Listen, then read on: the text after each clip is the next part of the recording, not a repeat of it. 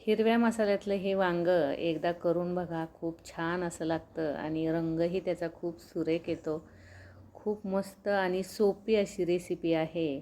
तर ही जी भाजी आहे ना, तर त्यासाठी आपल्याला इथे खोबरं घ्यायचं आहे, लसूण घ्यायचं आहे आणि त्यासोबत कोथिंबीर घ्यायची आहे, बरीचशी घ्यायची आहे आणि त्यामध्ये अर्धा चमचा जिरे वाटून घ्यायचे आहे. सुरुवातीला हे वाटण झाल्यानंतर त्यामध्ये धुतलेल्या 4-5 मिरच्या या घ्यायच्या आहेत. आपल्याला इथे लाल तिखट वापरायचं नाही.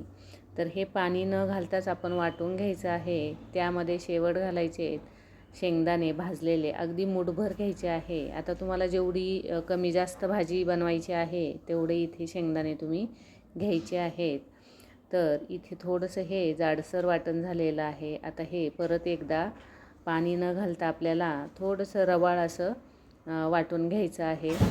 तुम्ही इथे पाहू शकता याप्रमाणे हा मसाला आपला तयार झालेला आहे.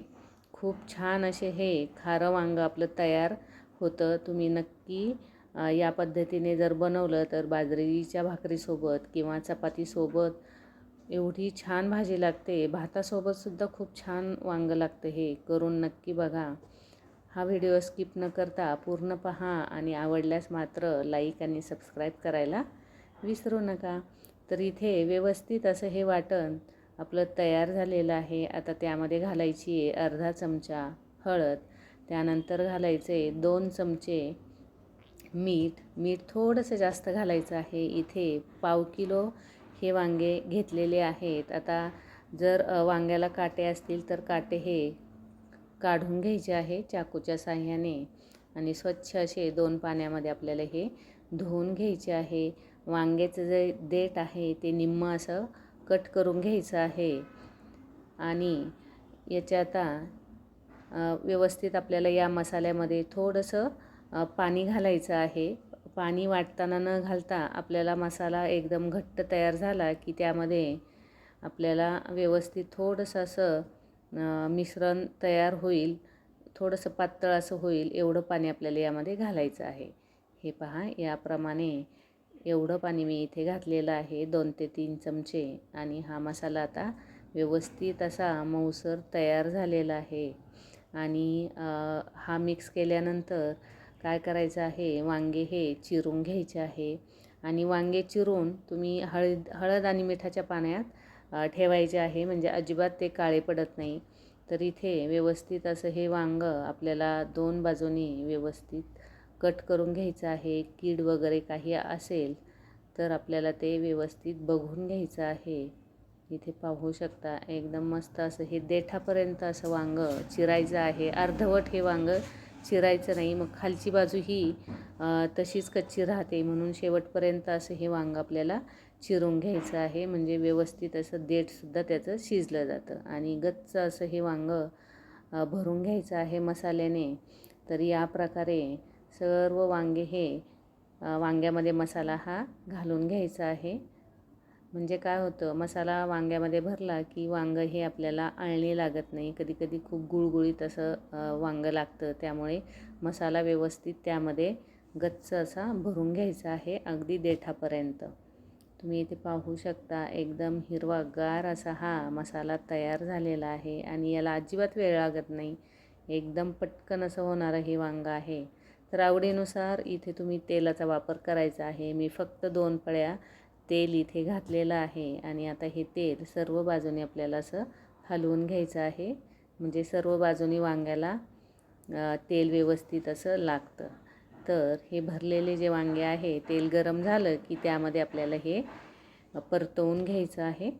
हे पहा याप्रमाणे याची देठ मात्र निम्मे असे कट करून घ्यायचे आहे, म्हणजे आपण ही देठासकट वांगं खाऊ शकतो आणि खूप छान लागतं बरं का.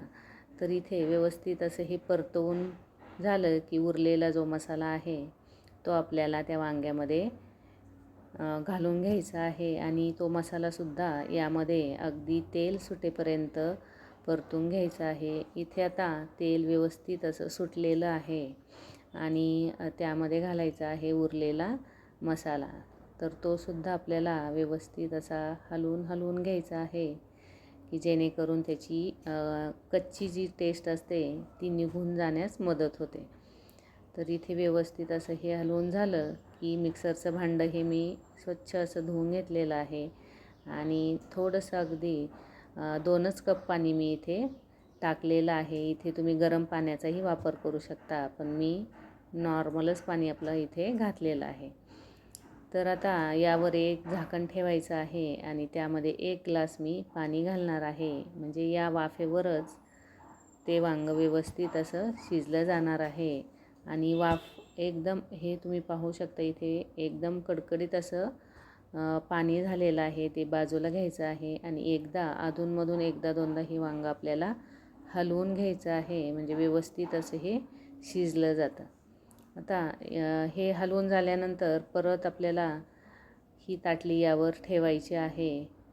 हे वांगं शिजण्यासाठी फक्त 10 मिनिट लागतात, जास्त वेळ लागत नाही. पण तुम्ही जर ताट नाही ठेवलं तर थोडासा जास्त वेळ लागतो. तर इथे तुम्ही पाहू शकता ताटावरचं पाणीसुद्धा आटलं गेलं आहे आणि वांग्याची भाजीसुद्धा इथे आपली तयार झालेली आहे. आता चपातीसोबत जर ही भाजी खायची असेल तर एवढी घट्ट भाजी तुम्ही ठेवू शकता किंवा भाकरीबरोबर जर खायची असेल तर वरती जेवढं पाणी उरलेलं आहे ताटावरती ते सर्व आपल्याला यामध्ये घालून घ्यायचं आहे आणि फुल गॅसवर एक उकळी आणायची आहे आणि गॅस हा बंद करायचा आहे.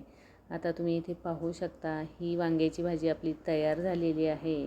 हा व्हिडिओ तुम्हाला जर आवडला असेल तर लाईक, शेअर, कमेंट आणि सबस्क्राईब करायला विसरू नका. आणि ही खाऱ्या वांग्याची रेसिपी जी आहे ती एकदा तरी करून बघा. एकच नंबर ही भाजी होते आणि खूप छान अशी होते. सगळ्यांना नक्की आवडणार.